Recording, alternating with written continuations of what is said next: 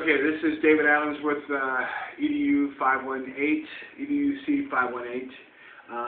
I'll be performing my orientation teaching video analysis redesigns, which there are 3 of them. The theories that I chose were social cultural theory, social cognitive theory, and behaviorism theory. This is also my lovely daughter Fallon, who is also going to be acting as my student as she did in the original video.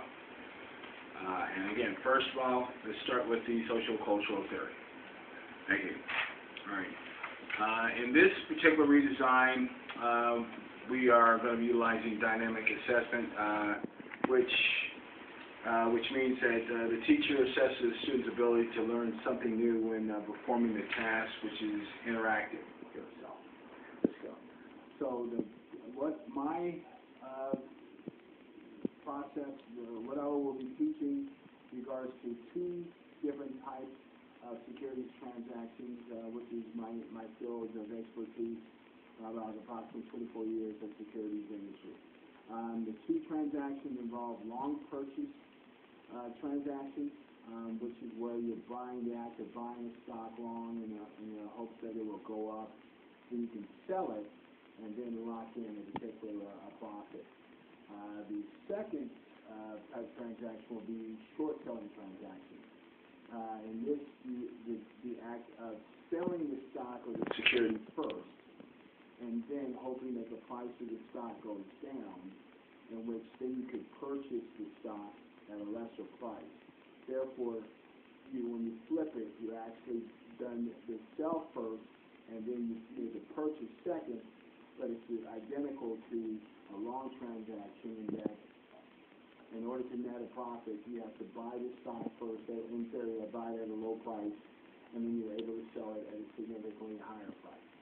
Okay, but only the action and the activity is reversed in the short sale, but the net result hopefully will be the same. Okay, so what we have here is we've chosen the stock, Virtus Total Return Fund. The stock symbol are my initials, DCA for David C. Adams. I'm here with my daughter Fallon. What I'm going to first explain, I'm going to give her one of the word scenarios. We're going to work this out together to see if we can first identify the proper calculation procedure for identifying the net profit or loss for a long purchase transaction. So I'm going to read that to her. We're both going to look at it. We're going to assess it, see if we can process some of the right correct calculation. I'll assess it at the end. Okay, so here we go.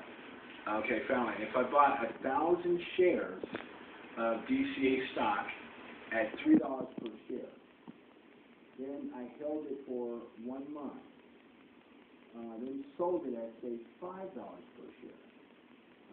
How does the calculation be worked out? Let me just see if you can figure it out first. Now, we know that the first thing that we're going to do is we're going to buy 1,000 shares at $3 a share, correct? Correct. Okay. So if we buy 1,000 shares at $3 a share, how much did we invest? At $3 a share, if we buy 1,000 shares, we invested a total of $3,000. Okay, correct. All right. And I think the second part of the equation is, we waited, say, a month.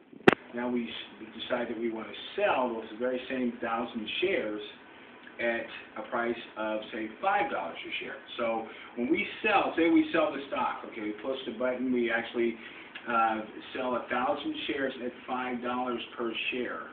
What's that principal amount come to? How do you calculate that?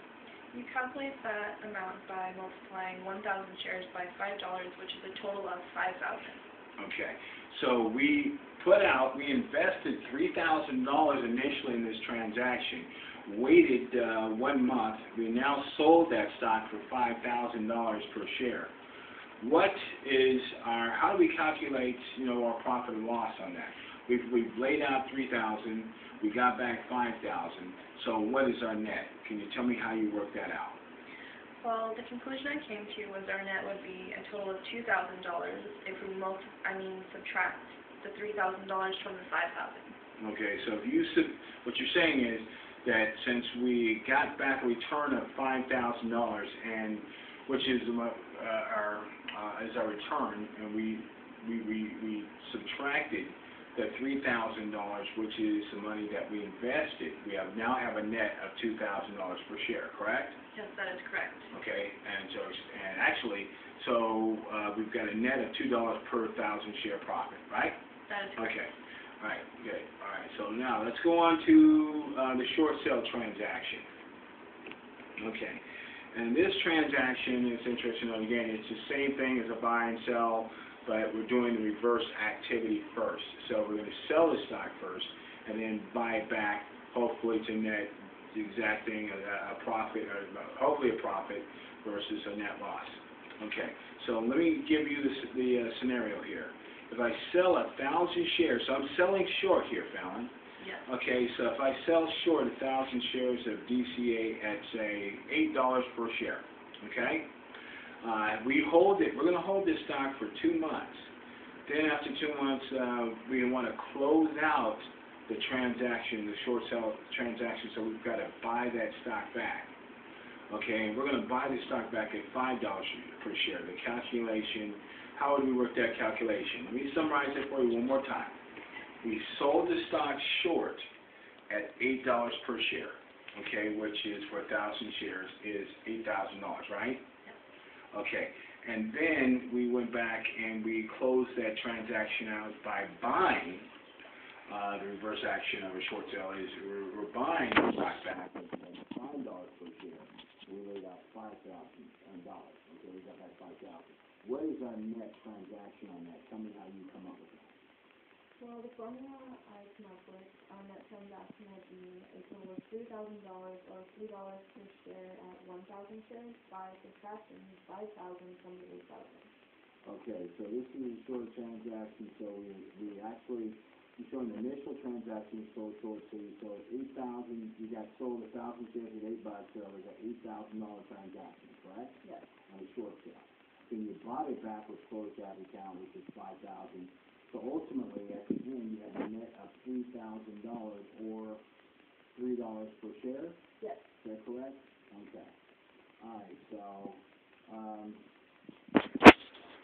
Now, all right, so then what I want to understand is this. So summarize this up for me there now on this transaction.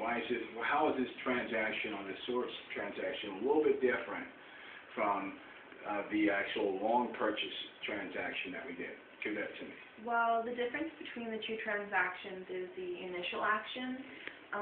Long purchases buy the stock first and then sell to lock in a profit. Okay. Short selling requires that the sell first and then buy to lock in a profit.